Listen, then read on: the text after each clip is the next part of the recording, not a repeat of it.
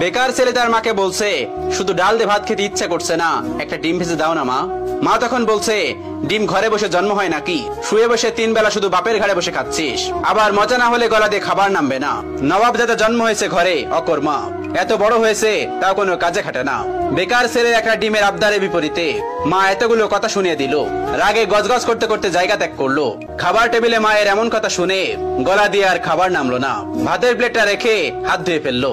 মা চাইলে ভালোভাবে বলতে পারতো ডিম নেই। আজ সে বেকার বলে মুখের উপর উঠতে বসতে খাবারের খোঁটাও শুনতে হচ্ছে। নিজেকে আজকাল একটা বোঝা মনে হচ্ছে। ভারী একটা দীর্ঘশ্বাস ছেড়ে রাতে না খেয়ে ঘুমিয়ে পড়লো ছেলেটা। রাত পেরিয়ে সকাল হলো, কেউ একটিবারের জন্য তাকে খেতে ডাকেনি। এক বুক চাপা কষ্ট নিয়ে না খেয়ে চলে গেল টিউশনি করতে। এটি দিয়ে হাত খরচ চালায় ছেলেটা। আজ চাকরিওয়ালা বড় ছেলে বাড়িতে এসেছে। যে ঘরে বেকার ছেলের জন্য একটা ডিম ছিল না, সেই ঘরে আজ বাহারি আয়োজন করেছে মা।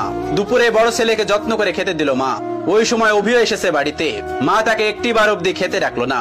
পেটের ক্ষুধা জানে এক প্লেট ভাতের জন্য কত কটু কথা সহ্য করে নিতে হয়। বেকার ছেলেটা সকল কষ্ট চাপা রেখে নির্লজ্জের মতো ভাইয়ের পাশে এসে খেতে বসলো। মা ভাই হয়তো একটু বিরক্ত হলো তার আগমনে। মা 2 ছেলেকে ভাত দিল, তবে বড় বড় মাছের টুকরো গুলো এবং মাংসের টুকরো গুলো চাকরিওয়ালা ছেলের থালাতে উঠলো। অভি মাথা নিচু করে এক থালা কথা নামক খাবার হজম করছে। আর সেই ফাঁকে মা বড় ছেলের ভাতের নিচে বড় সড়ক একটা চিংড়ি গুজে দিল, যা চোখ এড়ালো না বেকার ছেলেটির। কে বলল বাবা মায়ের ভালোবাসা সব সন্তানের জন্য সমান হয়? এই যে মায়ের ভালোবাসায় কত ব্যবধান, এই কষ্টগুলো কাউকে বলা যায় না, আর সহ্যও করা যায় না। আজ তারও একটা চাকরি হলে মা তাকেও নিশ্চয়ই এভাবে এক্সট্রা খাতির যত্ন করত। কথায় কথায় মন্দ বলতো না। হঠাৎ চোখের কোনায় দুফোঁটা জল চিকচিক করছে ছেলেটার। সাথে সাথে খুব গোপনে তা লুকিয়ে প্লেটের ভাতগুলো চুপচাপ খেয়ে নিল। বিষণ্ণ মনটা নিয়ে শুয়েছে ছেলেটা কিছুক্ষণ। এরই মধ্যে মুঠোফোনটা বেজে উঠলো। তার প্রিয় মানুষটি ফোন দিয়েছে।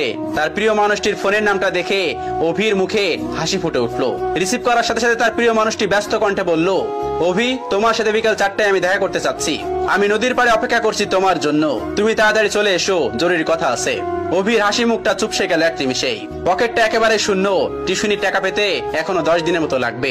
নিজের কাছে গাড়ি ভাড়াটাও নেই। তবুও মৃত্যু হেসে তার প্রিয় মানুষটাকে বলল, ঠিক আছে, আমি আসছি। অভি সাথে সাথে রেডি হয়ে নিল। ভয়ে ভয়ে বাবার রুমে গিয়ে ভীতু কণ্ঠে বলল, আব্বা। বাবা তখন বললেন, হ কন সাহেব, গায়ে বাতাস লাগাতে যাচ্ছেন বুঝি? বাবার ঠেস মারা কথা গায়ে মাখলো না অভি, বরং অনুনয় করে বলল, আমাকে 100 টাকা দিবেন আব্বা, খুব আর্জেন্ট দরকার। বাবা তখন বলল, টাকা তো আর গাছে ধরে না যে তোকে ছিঁড়ে ছিঁড়ে দিব। নিজে কামাই করতে পারিস না? মানুষের ছোট ছোট পোলাপানো কত টাকা কামাই, পুরো সংসার চালাই, আর এত বড় দামড়া হয়েও বাপের কাছে টাকা চাও? এই লজ্জা করে না তোর? তুই সারাদিন গায়ে বাতাস লাগায় বেড়াবি, আর প্রত্যেকদিন তোর আমি টাকা দিব? অনেক তো বাসায় বাসায় খাওয়াইছি, আর না। তুই আমার সোজা সাপটা কথা শোন, আমি তো এত পকেট খরচ দিতে পারবো না। এখন থেকে নিজে নিজে ইনকাম করে খা, আর তা না পারলে আমার ঘর থেকে বাইর হয়ে যা। এত ঝামেলা আমার সহ্য হয় না, তুই আমার চোখের সামনে থেকে দূর হ। বাবার এতগুলো কথা শুনে ছেলেটার বুকটা মোচড় দিয়ে উঠলো। ভারী কয়েকটা দীর্ঘশ্বাস ফেলে নিঃশব্দে বের হয়ে আসলো ঘর থেকে। এদিকে প্রিয় মানুষটা বারবার কল দিয়ে তাকে তাড়া দিচ্ছে। নিজেকে সামলে নিল অভি। বাগান থেকে একটা গোলাপ ছিঁড়ে নিজের পকেটে রেখে দিল অভি। অতঃপর পায়ে হেঁটেই গেল যথার্থ স্থানে। প্রিয়তমা আগে এসে বসে আছে। অভিকে দেখে উঠে দাঁড়ালো এবং বিরক্ত কণ্ঠে বলল, এত দেরি করলে যে? জানো আমি কতক্ষণ ধরে বসে আছি? অভি তখন বলল, সরি আমার অনুরাগী, রাগ করো না আমার উপর, আসতে একটু দেরি হয়েছে। প্রিয়তমা তখন বলল, চুপ করো, চুপ করে থাকো, নিশ্চয় টাকা ছিল না? নিশ্চয় পায়ে হেঁটে এসেছো? অভি তখন মাথা নিচু করে ফেললো। প্রিয়তমা তার হাতে একটা কার্ড ধরিয়ে দিয়ে বলল, সারপ্রাইজ। ছেলেটা তখন বলল, কি এটা, কিসের কার্ড? তখন তার প্রিয়তমা তাকে বলল, এটা আমার বিয়ের কার্ড, ফার্স্ট আমি তোমাকেই দিলাম, এসো, কিন্তু তুমি কিন্তু একদমই মিস করবে না। ছেলেটি তখন বলল, মানে কি বলছো তুমি, সত্যি বলছো? মেয়েটি তখন বলল, হ্যাঁ সত্যি বলছি। অভি কাপা কাপা হাতে কার্ডটি খুলে দেখে নিল। তার বুকের বাঁ পাশটায় চিনচিন করে ব্যথা করছে। কাপা কাপা কণ্ঠে জানতে চাইলো, 3 বছরের সম্পর্কের, তবে আজই কি ইতি কথা? প্রিয়তমা তখন জোর কণ্ঠে বলে উঠলো, হ্যাঁ। ছেলেটি তখন বলে উঠলো, আচ্ছা ভালোবাসতে না আমায়? তুমি এত স্বাভাবিক, কষ্ট হচ্ছে না তোমার? কি করে পারবে তুমি আমাকে ছাড়া অন্য কাউকে বিয়ে করতে? প্লিজ প্লিজ এমন করো না, বলো এসব মিথ্যে। আমি তোমাকে ভালোবাসি, তোমাকে ছাড়া আমি কিভাবে থাকবো বলো? প্রিয়তমা তখন বলে উঠলো, দেখো আবেগ দিয়ে জীবন চলে না, কম অপেক্ষা তো করলাম না তোমার জন্য। আমি আর আমার বাবা মাকে কষ্ট দিতে পারবো না, আমি চললাম। তখন ছেলেটি অনুনয় বিনয় করে বলছে, আমার হয়ে থেকে যাও না প্লিজ। প্রিয়তমা তখন বলে উঠলো, রাখতে পারবে তুমি? ছেলেটি তখন আবার বলল, আমাকে আরো কয়েকটা দিন সময় দাও না প্লিজ। প্রিয়তমা তখন জোর কণ্ঠে বলে উঠলো, রাখতে পারলে এক্ষুনি, আর না হয় আর আটকিও না। ছেলেটি হাঁটু গেড়ে বসে পড়লো মাটিতে। কিভাবে আগলে রাখবে নিজের ভালোবাসাকে? সে তো নিজেই বেকার, বাসায় নিজেরই তো জায়গা হয় না।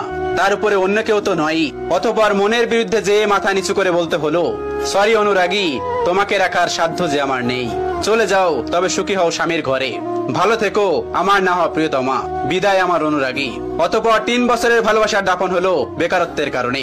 এভাবেই প্রতিনিয়ত হাজারো বেকার ছেলে হারায় তাদের প্রিয়তমাকে। অভি টলতে টলতে নদীর কিনারায় বসে পড়লো। নিজেকে পাগল পাগল লাগছে। প্রিয় হারানোর যন্ত্রণা এত তীব্র কেন, এত ব্যথা কেন? এই তো মনে হচ্ছে দমটা বের হয়ে যাবে তার। বুকের বাপাসটা ঝলসে যাচ্ছে তার। চোখ দিয়ে ঝরছে নীরব অশ্রু। বেকারদের এই নীরব অশ্রু লোকচক্ষুর আড়ালেই রয়ে যায়। বুক পকেটের শখের গোলাপটা আর দেয়া হলো না, আর দেওয়া হলো না প্রীতমাকে। অভি উঠে দাঁড়ালো এবং গোলাপটা ছুঁড়ে ফেললো নদীর পানিতে। অতঃপর দাঁড়িয়ে বিড়বিড় করে বলল, বেকারত্ব মানে রোজ হাজারো স্বপ্নের বলিদান। বেকারত্ব মানে হলো রোজ বাস্তবতার অনলে পোড়া। বেকারত্বের মানে হলো জ্যান্ত কতগুলো লাশ। বেকারত্ব মানে হলো জীবনের খাওয়া শেষ।